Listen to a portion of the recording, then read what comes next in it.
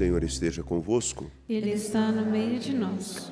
Proclamação do Evangelho de Jesus Cristo, segundo Mateus. Glória a vós, Senhor.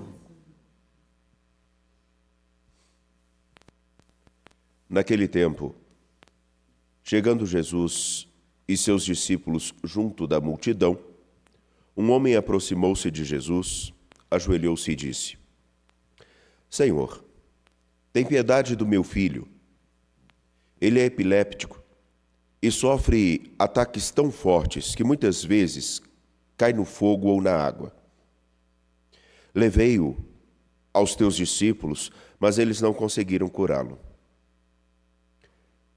Jesus respondeu: Ó gente sem fé e perversa, até quando deverei ficar convosco? Até quando vos suportarei?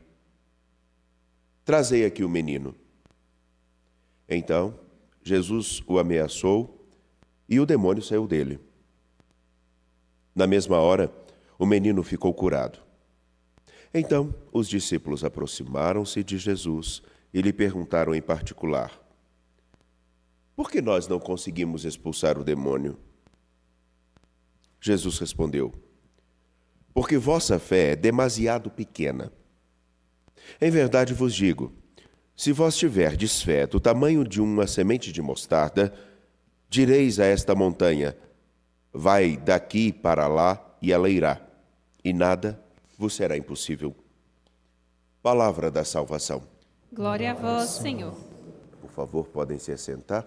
Aqueles que desejarem, eu estou distribuindo gripe com maior facilidade. Está assim, à disposição.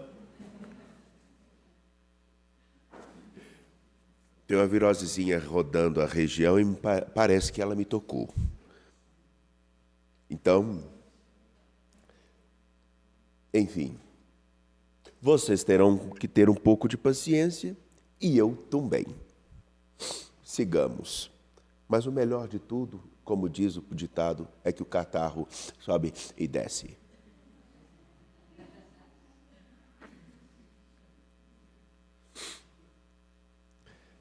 Caríssimos, nós escutamos em Deuteronômio, capítulo 6, versículos 4 a 13, algumas indicativas muito singulares que parecem ser simplesmente meros rituais ou rituais vazios, no qual o povo de Deus escreve nas suas portas, nas suas franjas, coloca nas partes mais acessíveis de seu corpo e por lugares onde com constância vai passar a seguinte frase.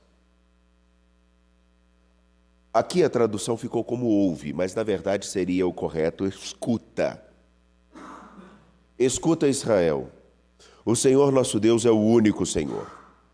Amarás o Senhor teu Deus com todo o teu coração, com toda a tua alma e com todas as tuas forças. Quando se levanta, dizer: escuta, Israel, o Senhor nosso Deus é o único Senhor. Quando sai de casa, passando pela porta, verá: escuta, Israel, o Senhor nosso Deus é o único Senhor. Quando chega em casa, a primeira coisa que vê no marco de sua porta: escuta, Israel, o Senhor nosso Deus é o único Senhor. Com constância isso deve ser não só visto como dito, não só visto e dito como vivido. Esse é o credo israelita. Porque de fato o Senhor é um só. E é necessário sempre ter a escuta atenta ao que Ele diz, quando Ele diz, para que não corramos o risco de cometer os mesmos erros que o povo, ao longo de todo o deserto e ao longo de toda a história, cometeu. Não só aquele povo, mas este que aqui está sentado nessas cadeiras que nos escuta agora. Porque nós falamos muito de nosso Deus, mas com facilidade nós esquecemos o horizonte para o qual Ele nos chamou. É simples assim. Há muitas coisas que podem desviar nossa atenção. Ao sairmos de casa, podemos ver as facilidades que podem nos corromper. Que é isso, padre? Ora, é claro, óbvio, se você tiver a oportunidade de furar uma fila no banco, você não vai fazê-lo. e nem vai cair nessa tentação. Né? Bem, o porquê disso e o porquê dessa fala? Vivemos um tempo de uma separação tão evidente entre o que é crer em Deus, o que é crer em Jesus, que é Deus, e o modo de proceder todos os dias, que é escandalosa. Se para alguns se arrogam o direito de dizer, mas como? E aí eu vou usar um exemplo bem concreto, me colocando na linha de fogo, ou colocando os meus na linha de fogo, e pensemos. É muito comum nós escutarmos assim, mas o padre fez isso? O pastor fez isso? E quem nunca escutou essa frase é mentiroso, a não ser que seja alguém que viva completamente isolado. Porque presume-se que o modo de proceder dessa pessoa, padre, pastor, pai de santo, sei lá, um líder religioso, seja condizente com o ofício que ele, ou a missão que ele diz ter assumido. Concordam? Pois é, e por que isso não se aplica a quem é batizado? Por que isso não se aplica a quem se diz cristão? Por que isso não se aplica àqueles que se sentam em nossos bancos? Por que isso não se aplica àqueles que celebram as nossas Eucaristias, comungam das nossas Eucaristias, celebram os nossos batismos, casam em nossas igrejas? Porque para alguns a exigência é tamanha e para outros não. Porque a reflexão volta-se para fora e não para dentro.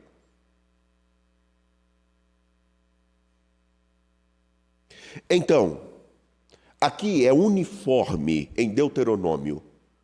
Escuta, Israel. Quem é Israel? Eu sou Israel. Você, Israel. Você faz parte do povo de Deus. Você, Israel. Então, escuta. E escutar é um verbo fundamental, porque ele é completamente diferente de ouvir. O escutar na Sagrada Escritura tem exatamente o sentido de que eu não só identifico e paro para prestar atenção no que é dito, eu presto atenção, eu entendo, e a partir do momento que eu presto atenção e entendo, e sei que é o Senhor quem fala, eu me comprometo a viver, independente de quem seja. Então não é um privilégio, é exigência para alguns. É para todos. Mas nós somos cristãos. Então não precisamos nos preocupar com isso, correto? Afinal de contas, Jesus veio nos trazer a nova lei, veio fazer uma nova aliança conosco. Não é necessário nos preocuparmos com isso. Lê do engano. Mateus capítulo 17, versículos 14 a 20. O homem que chega até Jesus, dizendo que seus discípulos não conseguiram curá-lo da epilepsia. Escuta de Jesus uma interpelação, uma fala que passa desapercebido dentro do contexto. Permitam-me voltar ao texto. Chegando Jesus e seus discípulos junto da multidão, e na multidão tem todo tipo de gente que anda atrás de Jesus para todo tipo de motivo, por qualquer motivo. Um homem aproximou-se de Jesus, ajoelhou-se, num gesto de reconhecimento de que Jesus não é qualquer um. Ajoelhar-se significa não só colocar-se num estado de adoração e de reverência, mas de reconhecer a grandeza daquele diante do qual se ajoelha. E colocar-se numa postura não só de escuta, mas de concretização do que ele indica. Então, algumas pessoas que dizem, nós temos que adorar a Deus, dobrar os nossos joelhos, faça isso, mas não se esqueça que o adorar não significa ficar estagnado, parado, indiferente e sem nenhum comprometimento. Porque é a mesma ressonância daquilo que dissemos em Deuteronômio.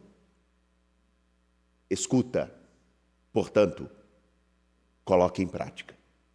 Viva. Ele se ajoelha e vai dizer: Senhor, tem piedade porque meu filho, ele é epilético, eu o trouxe para os seus discípulos e eles não conseguiram resolver. E aí vem a fala de Jesus, e essa sim é: ó gente sem fé e perversa, até quando deverei ficar convosco? Até quando vos suportarei? E aqui, esse suportar é mais do que simplesmente tolerar, tá? É ser suporte.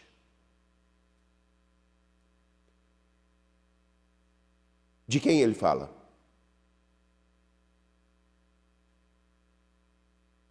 De quem ele fala?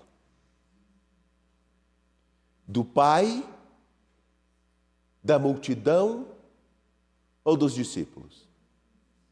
É dos discípulos. Quem são esses discípulos? Não tente colocar nome, porque você pode esquecer do fundamental.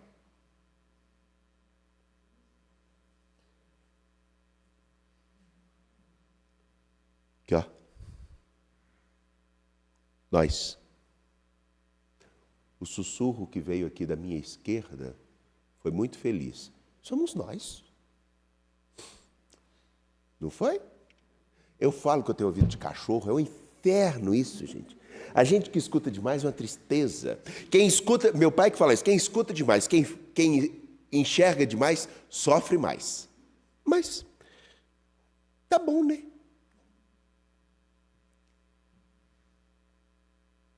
Ele fala dos discípulos. E logo depois os discípulos perguntam: mas por que a gente não conseguiu? Nós estamos andando contigo, nós falamos de ti. Entre toda essa multidão, nós é que estamos aqui colados contigo, hein?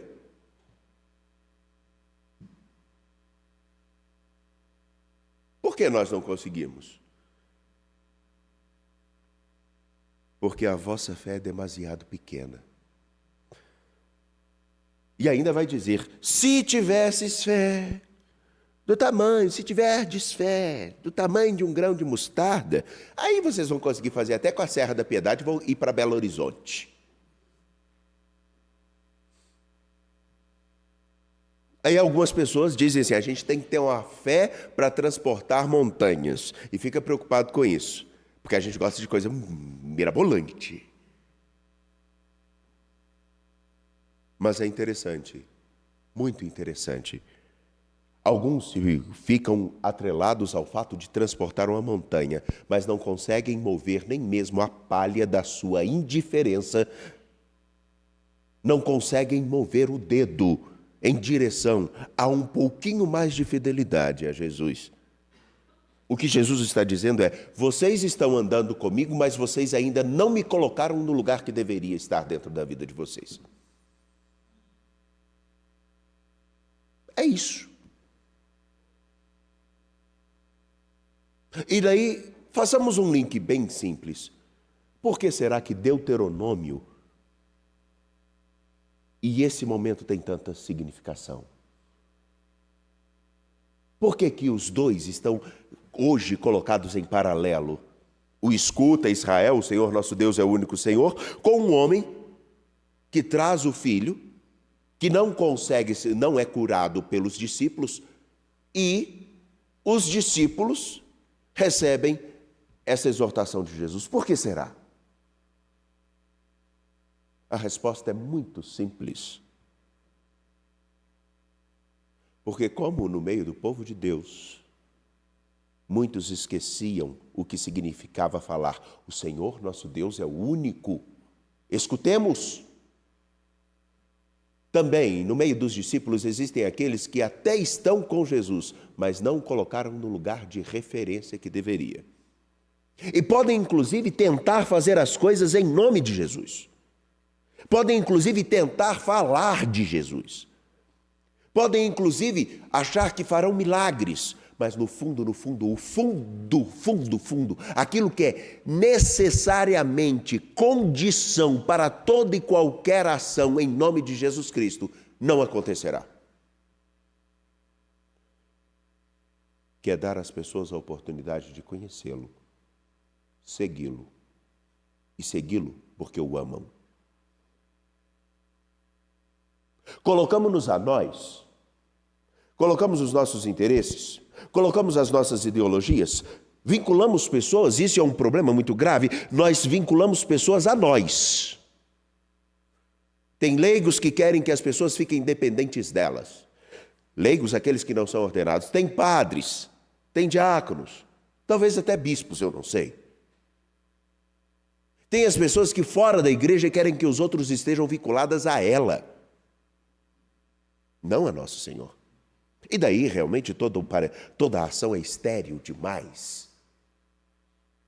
Porque se Jesus não é o centro daquilo para o qual nós fomos chamados a viver, e motivo pelo qual nós nos sentamos nesses bancos, motivo pelo qual nós paramos para acompanhar uma reflexão, seja ela qual for, se nele não ocupar esse lugar de relevância, nós continuaremos vendo pessoas que ocupam espaços e não fazem diferença alguma em todas as circunstâncias. E daí, esse privilégio não é para aqueles que nós pretensiosamente mesmo, usamos a frase, mas fulano fazendo isso? Não importa o que o fulano faz, o que importa é o que eu estou fazendo para demonstrar que aquilo que ele está fazendo não é correto.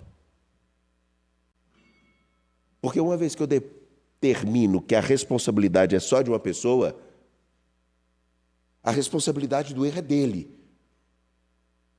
Mas o compromisso do acerto é de quem? E num relacionamento, uma pessoa pode destruir os dois. É claro. E chega um limite, por exemplo, num relacionamento onde uma pessoa não tem que tentar salvar o outro se ele não o quer.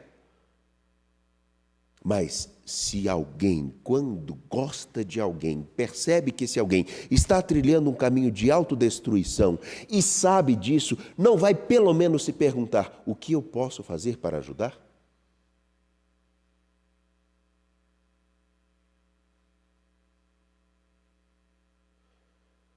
Na perspectiva do que hoje nós vemos aqueles que procuram sim a Jesus Cristo, não o encontram porque as pessoas não estão vinculadas a Nosso Senhor. E a vinculação a Nosso Senhor passa também pela vinculação como igreja.